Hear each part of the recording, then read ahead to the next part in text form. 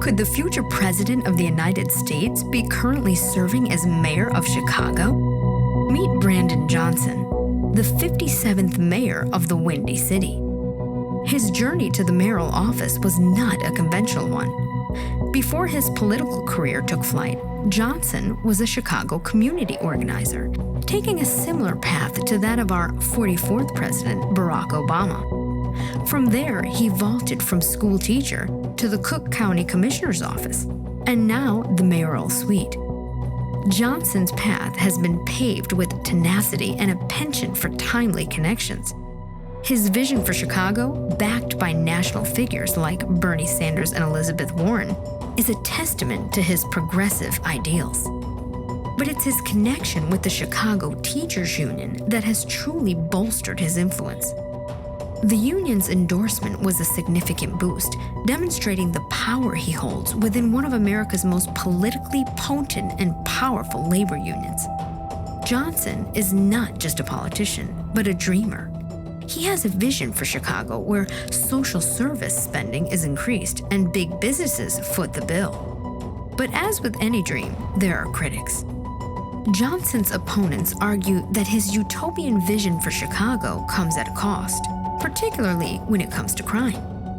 His initial support for defunding the police has raised eyebrows and drawn criticism.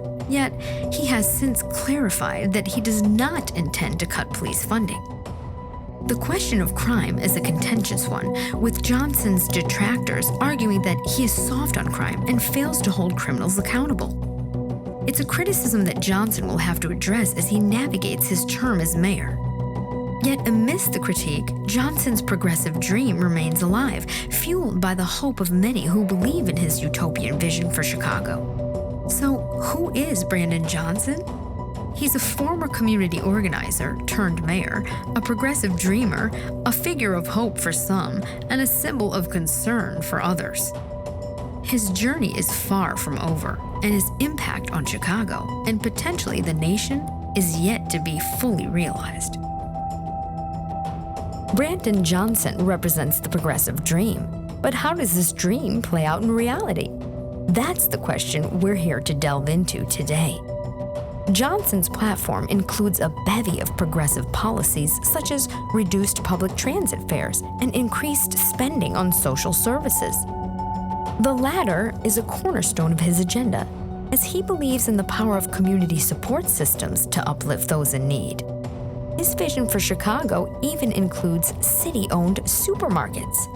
However, the funding for these initiatives has to come from somewhere. And Johnson's solution has been to call for increased taxes on big businesses.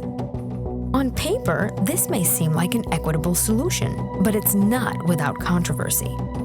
Critics argue that this approach could deter businesses from setting up shop in Chicago, potentially stifling economic growth and job creation. But it's Johnson's stance on crime that's perhaps drawn the most attention. His detractors say he's soft on crime, arguing that his reluctance to come down hard on criminals could lead to an increase in criminal activity. His stance on crime has clashed with residents who desire a more traditional approach to law enforcement, one that prioritizes visible police presence and swift punishment for lawbreakers. This divide in perspectives has led to some questioning whether Johnson's progressive dream is too idealistic for the gritty realities of running a city like Chicago. For now, the city of Chicago serves as the stage for this unfolding drama of the progressive dream versus reality.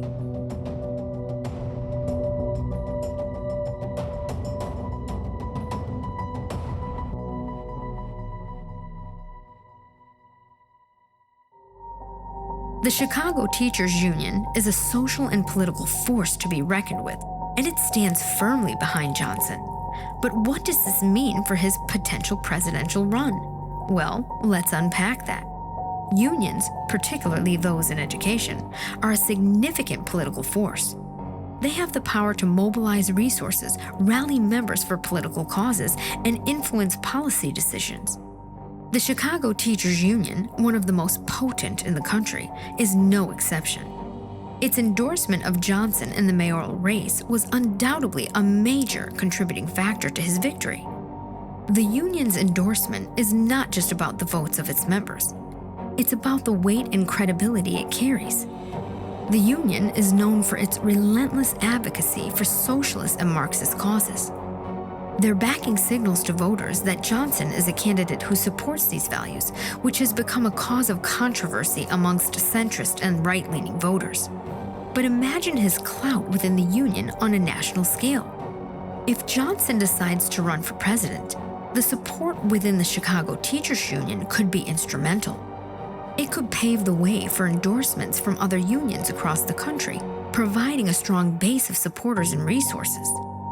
These endorsements could signal to voters nationwide that Johnson is a candidate who champions the rights of workers and prioritizes education, potentially swaying undecided voters in his favor. However, it's not all roses. Union support also comes with expectations. Johnson would be expected to advocate for union-friendly policies and legislation. This could put him at odds with business interests and conservative voters, potentially creating a contentious political environment. But then again, politics is a game of give and take. Johnson, with his experience in Chicago, is no stranger to this dance. With the backing of a powerful union, Johnson's potential presidential bid could be a game changer. After all, in a political climate where every vote counts, the power of the union could very well be the ace up Johnson's sleeve.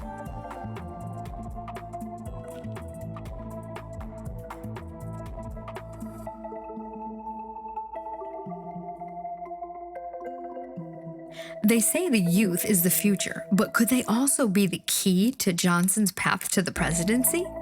Welcome to the age of the younger voter, where the youth are not just the future, but the present.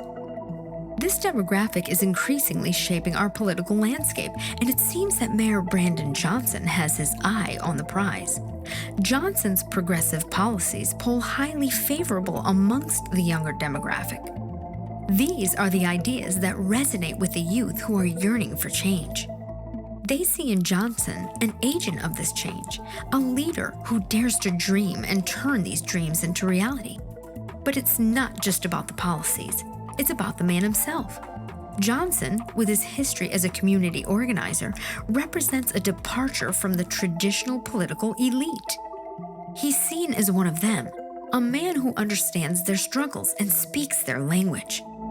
This connection could be the secret sauce that propels Johnson to the White House. But let's not forget, the youth are not a monolith.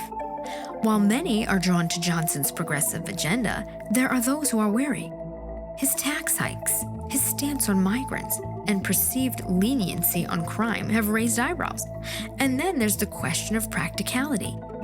Can Johnson's utopian vision be realized, or is it just a pipe dream? The youth vote is a powerful force, but it is also unpredictable. Johnson will need to tread carefully, balancing his progressive ideals with the pragmatic realities of governance to win their trust. The potential of this demographic to influence a presidential election cannot be overstated. In recent years, we've seen the youth turnout surge, shaking up traditional voting patterns and making their voice heard. Johnson's ability to capture their vote could be the key to his potential destiny. The youth vote could be a deciding factor in Johnson's potential presidential run. But will his utopian ideas be enough to win them over? Only time will tell. For now, all eyes are on Chicago, watching the rise of a potential future president.